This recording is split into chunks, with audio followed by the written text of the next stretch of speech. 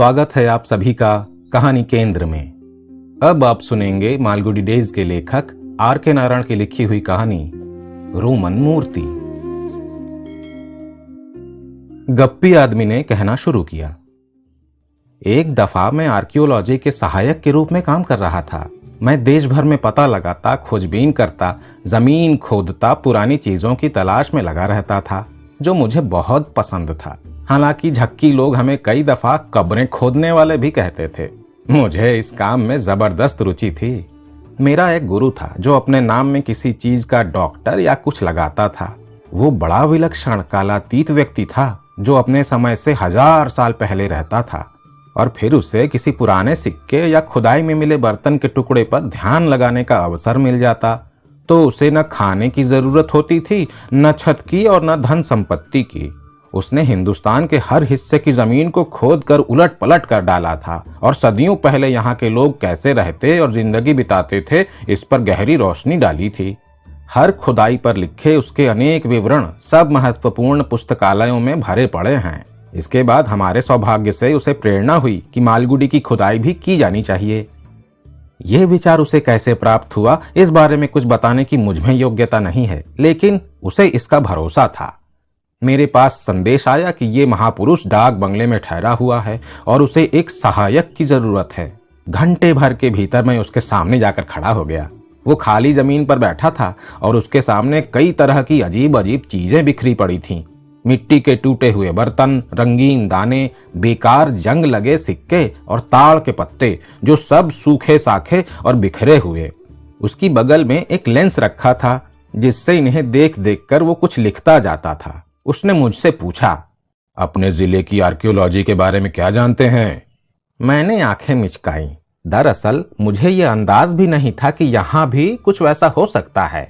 उसने चश्मे के भीतर से मुझे घूरा तो मैंने सोचा कि इसके ऊपर मेरी जिंदगी की रोजी रोटी लगी है। मेरे जवाब से इसका फैसला होगा। मैंने बचपन में जो इतिहास पढ़ा था वो सब याद करके मैंने जवाब दिया, देखिए, इस बारे में अब तक ढंग से कुछ भी नहीं किया गया है। यद्यपि कभी कभी अज्ञानी गांव वाले जमीन की जुताई करते हुए कुछ टुकड़े और धातु की वस्तुएं जरूर प्राप्त करते हैं। सचमुच? उसने चौंक कर कहा। और फिर इन चीजों का वे क्या करते हैं? मैंने कहा, फेंक देते हैं या अपने बच्चों को खेलने के लिए दे देते हैं। अच्छा, ये तो बुरी बात है। वो बुड़बुड़ाया। आपने इन सबको एक जगह इकट्ठा क्यों नहीं किया? सर, अब मैं यही करूंगा, मैंने जवाब दिया, और मेरा नाम पक्का हो गया। उसने मुझे 50 रुपए महीना वेतन पर तुरंत रख लिया और मेरा काम अब से उसके साथ रहना और उसकी मदद करना हो गया। मेरी बुद्धि जाग उठी और महीने भर के भीतर मैं उससे आगे पहुंच गया। मेरी नजर से छोटी से छोटी चीज भी नहीं बचती थी। मैं हर चीज उठा लेता, उसे साफ करता और पॉलिश करके उसके सामने पेश कर देता। मुझे ये कहते हुए दुख होता है कि ये चीजें ज्यादातर आधुनिक काल की ही साबित होती, लेकिन एक बार ऐसा हुआ कि एक जबरदस्त चीज मेरे हाथ लग गई। हम सिरल गांव में डेरा डाले हुए थे, जो शहर से 60 मील दूर था। काफी पुरानी बस्ती है, 100 के करीब घर हैं। गांव के उत्तर की तरफ से सरयू नदी बहती है। यहाँ नदी की धारा दूसरी जगह से ज्यादा चौड़ी है। दूसरी तरफ के किनारे से जंगल और पहाड़ियां शुरू हो जाती हैं। इलाके का सबसे अच्छा घर 2 कमरे का एक इंस्पेक्शन लॉज है। इसके एक कमरे में डॉक्टर ने कब्जा कर लिया और दूसरे पर मैंने। हम एक टीले की जांच में लगे थे जिसके नीचे कहा जाता था कि एक शहर था। इसकी खुदाई करने से इस स्थान की सभ्यता 3 सदी पीछे जा सकती थी। तब ये मशहूर मोहनजोदड़ो के समकक्ष हो जाती। हमने अपना कार्य बड़ी गंभीरता से शुरू किया, जिसके लिए हमें माफ किया जाना चाहिए। दरअसल हमारा डॉक्टर मोहनजोदड़ो जैसे नामी स्थानों से प्रतियोगिता जैसी महसूस करता था। उसकी इच्छा थी कि प्राचीनतम किसी सभ्यता की खोज का पूरा श्रेय उसे मिल जाए और वो उसे हर जगह प्रस्तुत कर सके। मुझे ये उसके चरित्र की कमजोरी लगती थी, लेकिन इस बड़े आदमी के लिए जिसने अपनी जिंदगी में और भी बहुत कुछ किया और दिया था, क्षमा योग्य है। लेकिन ये विषय से बाहर की बात है। मैं अपनी कहानी बताता हूँ। एक दिन मैं नदी पर नहाने के लिए गया। शानदार शाम थी। मैंने दिन भर अच्छा काम किया था और गांव के बाहर से मिले शीशे के एक रंगीन टुकड़े को साफ करके उसके अध्ययन में डॉक्टर की मदद की थी। डॉक्टर दिन भर उसे घूर घूर कर देखता रहा और बार बार सिर हिलाकर कहता, इतने महत्व का काम मैंने आज तक कभी नहीं किया। शीशे का ये टुकड़ा जो तुम देख रहे हो मामूली आर्कियोलॉजिकल शीशा नहीं है। ये प्राचीन काल की एक महत्वपूर्ण कड़ी है। ये वास्तव में फ्लोरेंस का शीशा है जिसका उपयोग 5वीं सदी में समाप्त हो गया था। ये यहाँ कैसे आया? दुनिया में और कहीं नहीं पाया गया है। अगर निश्चित हो जाए कि ये कहाँ का है तो हमें रोमन साम्राज्य और भारत के इस भाग के संबंध में बहुत कुछ ज्ञात हो सकता है। इससे हमारे ज्ञान में क्रांतिकारी परिवर्तन हो जाएगा। सारे दिन वो यही बात करता रहा। कभी कभी वो उत्तेजित होकर कांपने लगता और खाना पीना सब भूल जाता। हर वक्त बड़बड़ाता रहता। हमें ध्यान से काम करना चाहिए, जरा सा प्रमाण भी नजरअंदाज नहीं करना चाहिए। अपनी आंखें खुली रखो, हम महान नए ज्ञान के दरवाजे पर खड़े हैं। इसका मुझ पर भी असर पड़ा और मेरी नजर हमेशा के लिए खोजी नजर हो गई। उस शाम जब मैं सरयू नदी में कूदा तब यही धुन मुझ पर सवार थी। मैं अच्छा तैराक हूँ। नदी के तल पर पहुंचा तो मेरा हाथ किसी बड़ी चीज से टकराया। उंगलियों से उसे टटोला तो वो पत्थर की मूर्ति लगी। उसे पकड़कर मैं ऊपर आ पहुंचा। पानी से चूता मैं नदी की सीढ़ियों पर बैठ गया और अपना शरीर पोंछे बिना उसकी परीक्षा करने लगा। डॉक्टर ने उसे देखकर प्रसन्नता से कहा, इससे बिल्कुल नई संभावनाओं के द्वार खुल जाएंगे। उसने हमारी टीन की लालटेन से उसे परखना शुरू किया। मूर्ति 1 फीट ऊंची थी, शीशे की तरह चिकनी, क्योंकि पानी के भीतर वो सालों से पड़ी थी। उसकी एक ही बाह और आंख भी एक ही थी। नाक और चेहरा गायब थे। शरीर पर जेवर और कपड़े के निशान भी थे जिन्हें डॉक्टर ने विशेष रूप से जांचा परखा। सवेरे 3 बजे वो सोने गया। घंटे भर बाद वो फिर उठा और मेरे कमरे में आकर बोला, ये रोमन प्रतिमा है। ये इस देश में यहाँ कैसे आई? इसका हमें खोजबीन करके अध्ययन करना है। इससे भारत के इतिहास को एक बिल्कुल नया मोड़ मिलेगा। अगले 2 महीनों में दुनिया के सभी अखबारों और पत्र पत्रिकाओं में इसके बारे में लेख और चित्र वगैरह छपे। इतिहास की संस्थाओं और सम्मेलनों में निबंध पढ़े गए। मुझे भारतीय इतिहास के विशिष्ट अध्ययनकर्ता के रूप में जाना जाने लगा, क्योंकि डॉक्टर ने जोर देकर इस खोज का श्रेय मुझे भी देने का प्रबंध किया था। मुझे यूनिवर्सिटियों से अनेक सम्मान दिए। कई जगह अच्छे वेतन पर नौकरियां देने के वादे भी किए गए। अंत में ये पाया गया कि ये मूर्ति रोमन सम्राट टाइबेरियस द्वितीय की है। यहाँ ये बताने की जरूरत नहीं है कि इस निर्णय के आधार क्या थे, लेकिन विश्वास करें कि ये सब बहुत मजबूत थे। मूर्ति के अलावा कुछ रोमन ग्रंथों में भी दक्षिण भारत में उनके प्रभाव का विवरण सामने लाया गया। हमारे अगले कई महीने जगह जगह का दौरा करते और भाषण देते हुए बीते। मैं डॉक्टर के साथ मद्रास गया और इस विषय पर किताब लिखने के काम में हिस्सा बटाना शुरू किया। ये 1000 पृष्ठों का विस्तृत अध्ययन होना था, जिसमें नक्शे और अनेक चित्र भी होते। ये इतना बड़ा काम इसलिए होता क्योंकि इसमें दोनों देशों के इतिहास, कला और संपर्कों का पूरी तरह विस्तार से विवेचन किया जाना था। लेखक के नाम में मेरा नाम भी शामिल किया जाना था। मैं सोचने लगा कि यही मेरा भविष्य है, शोहरत, बड़ी नौकरी और शायद कुछ पैसा भी। डॉक्टर पूरा काम मुझे सौंपकर उत्तर भारत की यात्रा पर चले गए और एक दूसरे प्रोजेक्ट पर काम करना शुरू कर दिया, जिसकी योजना उन्होंने पहले ही बना ली थी। मैं दिन भर लाइब्रेरी में बैठा किताबें उलटता और आंकड़े जमा करता रहा, फिर लिखना शुरू कर दिया। शिक्षित व्यक्तियों के बीच में मेरी प्रतिष्ठा बढ़ने लगी। मैं सवेरे 7 बजे से रात को 11 बजे तक लगातार काम करता रहता। इस अध्ययन में रुचि रखने वाले मुझसे मिलने आते। पत्रिकाओं और निबंधों में मेरे नाम के साथ लिखा होता, पुस्तक पर काम कर रहे आर्कियोलॉजिकल असिस्टेंट। योजना की प्रगति पर आए दिन लेख छपते। फिर वो समय आ गया जब अखबारों में घोषणा की जाने लगी, निबंध जिस पर कई महीनों से काम कर रहे हैं 10 दिन में प्रकाशन के लिए तैयार हो जाएगा। आशा की जाती है कि ये भारतीय इतिहास का सबसे महत्वपूर्ण पक्ष सिद्ध होगा। लिखते लिखते मेरी उंगलियों में दर्द होने लगा। मेरी आंखें भी बेकार हो चली थीं। मैं इंतजार करने लगा कि कब ये काम खत्म होगा कि तभी डॉक्टर का पत्र मुझे मिला। आपको किसी भी हिल स्टेशन पर जाकर 3 महीने रहने और सैर सपाटा करने की छुट्टी दी जाती है। मेरी मेज पर अब तक पांडुलिपियों का अंबार लग गया था। इसी समय मुझे सिरल फिर जाना पड़ा। जिस स्थान पर मूर्ति मिली थी उसे नापना था। उसका काम छोड़कर मैं गांव पहुंच गया। नदी में गोता लगाया और ऊपर आ गया। फिर उसकी सीढ़ियों पर बैठकर लिखने लगा कि तभी एक आदमी आकर मेरे पास बैठ गया। हम बातें करने लगे और मैंने उसे अपने काम के बारे में बताया। मुझे आशा थी कि वो मुझे इसके बारे में कुछ और बताएगा। वो साधारण आदमी था और भावहीन मुद्रा से मेरी बातें सुनता रहा। मेरी कहानी खत्म हो जाने के बाद वो विचार में डूब गया और मुझसे सब बातें दोहराने को कहा। उसने ओंठ दबाकर पूछा, आपने क्या बताया, ये मूर्ति कहाँ से आई? रोम से। ये कहाँ है? यूरोप में। मैंने बताया। वो आश्चर्य से देखने लगा तो मैंने समझाया, जहां से यूरोप के लोग आते हैं। वो तो मैं नहीं जानता, परंतु अगर ये मूर्ति वही है तो इसके बारे में मैं तुम्हें कुछ बता सकता हूँ। उसकी एक बांह टूटी है और नाक भी नहीं है ना?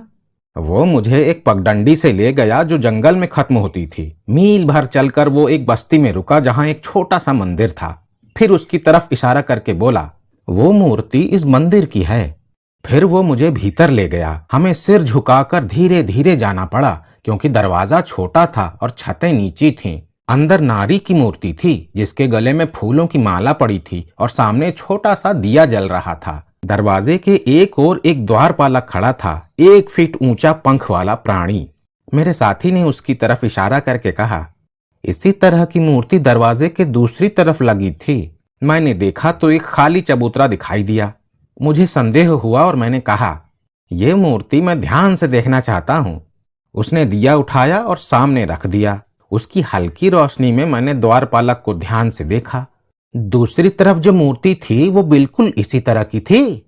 मैंने प्रश्न किया। मेरा सवाल बेकार था। यह मूर्ति वैसी ही थी जैसे मुझे प्राप्त हुई थी, बस इसके अंग पूरे थे। ये बनी कहाँ थी? मैंने इसे दूसरे गांव में एक पत्थर की मूर्तियां बनाने वाले से बनवाया था। वो पहाड़ी दिखाई दे रही है, इसी के पत्थर से दुनिया भर में मूर्तियां बनाई जाती हैं और इसी के पास वो गांव है जहां मूर्तिकार रहते हैं। ये बनी कब, तुम सही जानते हो? हाँ, मैंने उसे 20 रुपए पेशगी भी दिए थे और उस आदमी ने काफी देर भी लगाई। मैं खुद उस गांव में जाकर रहा और रात दिन सामने बैठकर मूर्तियां बनवाई। पूरे 2 महीने लगे। मेरी आंखों के सामने ये काम हुआ। इसके बाद हमने 50 रुपए जमा करके उसे दिए। हम इस मंदिर को अच्छा बनाना चाहते थे। दिया नीचे रखकर मैं वहां से बाहर निकला, मंदिर की सीढ़ियों पर बैठ गया। आप ये सुनकर उदास क्यों हो गए? मैं तो सोचता था कि ये जानकारी पाकर आप खुश होंगे। वो मेरी तरफ देख रहा था। मैं खुश हूं, बस जरा तबीयत खराब है। मैंने धीरे से कहा, अच्छा तुम ये बता सकते हो कि ये नदी में कैसे पहुंच गई? हाँ, क्यों नहीं, उसने कहा। हम ही तो उसे वहां ले गए थे, ये अपने पैरों चलकर तो वहां पहुंची नहीं। अच्छा हाँ, मैं बोला, इसकी भी एक कहानी है। इसके लिए हमें कोर्ट कचहरी भी करनी पड़ी और पुजारी को निकलवाना पड़ा। उस पर जुर्माना भी हुआ। अब वो मंदिर के पास भी नहीं जा सकता। हमने वकील की फीस में से ही 1000 रुपए खर्च किए। पुजारी को हटाने के लिए और भी खर्च होता तो करते। मालगुडी में मुकदमा चला। वकील मद्रास से आया था। पुजारी में क्या बुराई थी? उसका बाप पहले पुजारी था, जिसके मरने के बाद उसने काम संभाल लिया। लेकिन वो जैसे शैतान था, शराब का दीवाना। सवेरे से शाम तक पीता रहता और उसी हालत में पूजा करता था। हमारी समझ में ही नहीं आया कि क्या करें। हम उसे बर्दाश्त करते थे और सोचते थे कि किसी दिन देवता ही उसे सजा देगा। हम उसे ज्यादा परेशान भी नहीं करना चाहते थे क्योंकि वो गरीब था और चुपचाप अपना काम करता रहता था। लेकिन जब ये द्वारपालक दरवाजे पर लगाए गए तब एक विचित्र विचार उसके मन में घर कर गया। वो कहने लगा कि वो जहां भी जाता है ये द्वारपालक उसे ही घूरते हुए परेशान करते रहते हैं। उनकी नजर से उसकी गर्दन में घाव हो जाते हैं। कई दफा वो भीतर से इन्हें देखता कि ये किधर देख रहे हैं और चिल्लाने लगता, ये तो अब भी मुझे ही घूरे जा रहे हैं। फिर वो उन्हें फटकारने लगता। महीनों ये चला। कुछ समय बाद वो यहां से निकलता तो कांपने लगता। इनके बीच से होकर मंदिर के भीतर जाना उसके लिए एक कठिन कार्य हो गया। फिर उसने शिकायत करना शुरू किया कि जब भी वो इनकी तरफ नजर नहीं डालता तब दोनों उसे लात घूंसे से मारने पीटने लगते हैं, बाल खींचने लगते हैं और तरह तरह से परेशान करते हैं। वो भी इन्हीं पर नजर डालता, सावधानी से आगे बढ़ने और भीतर जाने की कोशिश करने लगा। लेकिन उसकी नजर एक समय में एक पर ही ठहरती तो दूसरा उसे मारने लगता था, उसे धक्का देकर नीचे गिरा देता। इससे बने घाव भी वो हमें दिखाता। हम इस नतीजे पर पहुंचे कि जब वो शराब की एक बूंद भी पेट में डाले बिना भीतर जाएगा और शिकायत करेगा तभी हम उसकी शिकायत को गंभीरता से लेंगे। इसके बाद उसने अपनी रक्षा का इंतजाम खुद किया और अपने हाथ में एक हथौड़ी लेकर चलने लगा। जब कभी उस पर हमला होता वो मूर्ति पर हथौड़ी चलाता और इस तरह एक दिन उसने मूर्ति की नाक तोड़ दी, एक दिन हाथ और एक दिन कान तोड़ दिया। महीनों तक हमें पता ही नहीं चला कि वो ये सब कर रहा है। मूर्ति को देखने से पता चलता है कि ज्यादातर तोड़फोड़ उसकी बाईं तरफ हुई है। अंत तब आया जब उसने मूर्ति को अपनी जगह से ही तोड़कर हटा दिया और उसे नदी के किनारे ले आया। दूसरे दिन उसने खुद घोषणा की कि उसने मूर्ति को खुद चलकर नदी जाते और वहां डूबते देखा। उसने सोचा होगा कि इससे दूसरी मूर्ति को शिक्षा मिलेगी और वो अपना व्यवहार बदलेगी, लेकिन ये नहीं हुआ क्योंकि हम पुजारी को कचहरी घसीट ले गए और उसे वहां से हटवाया। ग्रामीण की कहानी समाप्त हुई। मुझे संभलने में समय लगा। मैंने पूछा, तुमने मूर्ति नदी में से निकालकर जज को क्यों नहीं दिखाई? नहीं, क्योंकि उसने ये बताया ही नहीं कि मूर्ति किस जगह डुबाई है। मुझे तो आपसे ही पता लगा कि वो कहां डाली गई थी। मैं मद्रास लौटा तो एकदम बदल चुका था। डॉक्टर भी कुछ समय के लिए वहां आया हुआ था। मैंने उसे सब कुछ बताया। वो तो जैसे पागल हो उठा, चीख कर बोला, हम सारी दुनिया के सामने बड़े बेवकूफ साबित हुए हैं। क्या कहूं, मैं समझ नहीं पाया। धीरे से कहा, सर मैं बहुत शर्मिंदा हूं। उसने मेज पर रखी पांडुलिपियों के ढेर की तरफ इशारा करके कहा, इन सब में अब आग लगा दो, लोग हमें पागल समझेंगे। मैंने सब कागज जमीन पर डाल दिए और उसमें दिया सलाई लगा दी। क्षण भर में आग भभक कर जल उठी। इसके बाद उसने मूर्ति की तरफ इशारा किया। अब इसका क्या करना है? मैं क्या बताऊं, मेरा जवाब था, पानी में ही फेंक दो, तुमने ही तो इसे निकाला था, वाहियात पत्थर का टुकड़ा।